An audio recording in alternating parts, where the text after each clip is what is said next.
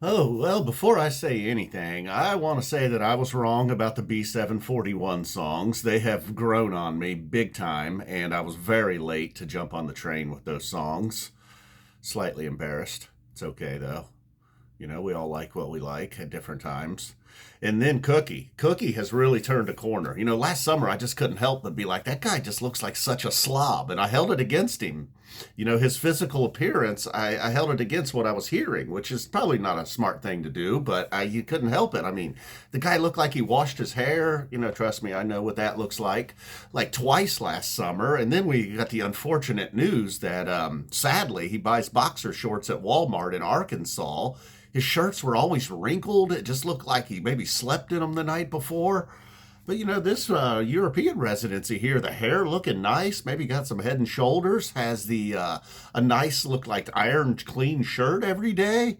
And all of a sudden, man, Cookie's moving up the list like he might not be my least favorite member of the band anymore. And when I say he was my least favorite member, it's like they all kind of dominate. So saying that is just like, peanut butter cookies. I don't like those as much as I like snickerdoodles and chocolate chip.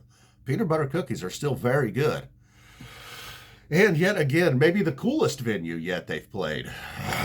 you know, like um like you can't help but notice everywhere they play, going back now a few years, it's just like it's always a cool venue. Like Red Rocks is just the tip of the iceberg, really. And then now, oh, I also want to mention before we get to the prison, the special guest yesterday, that kid that joined for Dragon, that was incredible. And, they mentioned like, oh, maybe we'll just give him 30 seconds or something. He had a sign. He was there with it every day. They commented he's been holding this sign up for 10 hours.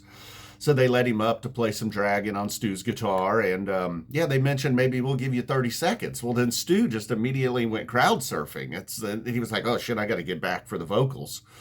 I think he just like totally forgot, man. He had a lot of confidence in this young man. And rightfully so, because the kid knew what he was doing. I mean, I suppose you don't hold up a sign saying that you want to play Dragon with the band unless you can do it. It's one thing to do it in your bedroom, or maybe this guy's even has a small band there in Lithuania with his friends or something. But to actually get up there and do it with the band, that was mucho impressive. And then, they're in Lithuania. I thought I'd throw in a Spanish word. What else? Oh yeah, then Evil Knievel. I don't even think they knew what was going on when Evil Knievel joined them. What was that guy? I wish they would have just let him stay up. I wish they'd have played that whole song and let that madman dance around on stage. I mean, that guy, he came to party.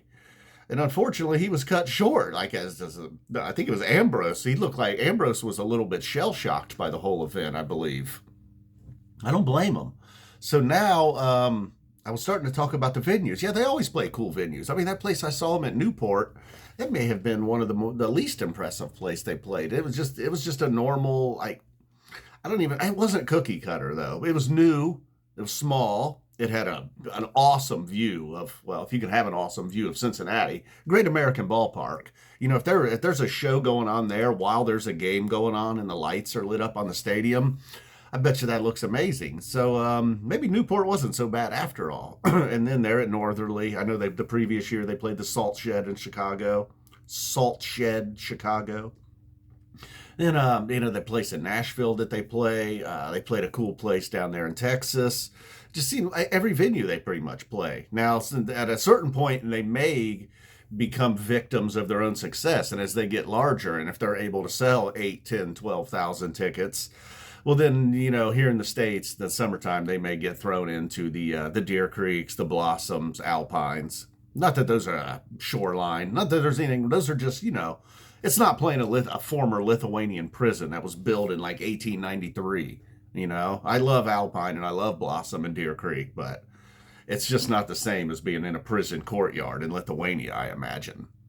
There's some dark shit went down in that prison. I don't even know if we should get into it. I think we should just talk more about how somehow they have gotten better again. Last year, I was so happy that I finally got to go see them last summer. And because I thought like I was just catching like the peak wave right there. Like it maybe began sometime in 22 and it probably was going to go through 24 and even into this year. But I don't even know if last year was the peak, obviously, because I think they're even better now. It's just kind of an extension of last year's summer tour. A lot of the same stuff, maybe a little less microtonal. I'm okay with that too. That was becoming, if there was ever songs where I just like, I'd get up and get something to drink, or, go feed the cats or something, it was usually during some microtonal song. So there's been less of that while we're still getting it. The table's still doing its thing. The Petro's not going anywhere. And then the B741 song, I think it's the maybe that's just why I'm enjoying this as much or even more than last summer. It's the combination of a little bit less of the microtonal stuff. They're still playing around with the table as far as not just the silver chord songs. Got the outro to Flamethrower recently. Anytime you're on the table and they do start saying Motor Spirit, it's a good time, And yeah, so I think that, in the B741 songs, like I feel like they've gotten slightly different, a little more jammed out. It's like a damn near evil Antarctica. How's that possible? Everything they do has a little edge to it over here. All right, so I am going to finish up yesterday's show. I'm not even finished with day 3. These early start times, too, really tripping me out. It's okay, but it's just, even over there, it seems like, what's going on? Are these early start times over there? Because it seems like it never gets dark. Is Lithuania one of those places like Alaska? It's not. All right, so maybe, I guess that's it, It's just, like I said, sometimes I don't really do King Gizzard videos because that's always good. I don't really know what else to say. Be like, oh, what do you know? It's good again. And a lot of times when a friend of mine, we watch the shows, either we're watching it live or after the fact, and it's just like, oh, what do you know? It's awesome again. And then like that hypertension the other day. Was that the best hypertension? Then the Ice 5. I was like, was that the best Ice 5? Am I in heaven? Slow jam on the table. Been some all-timers already. All right, guys, boom. Hopefully they end. I don't even know how the set list ends. Dripping tap? I feel like it's been a minute since we got a dripping tap, right?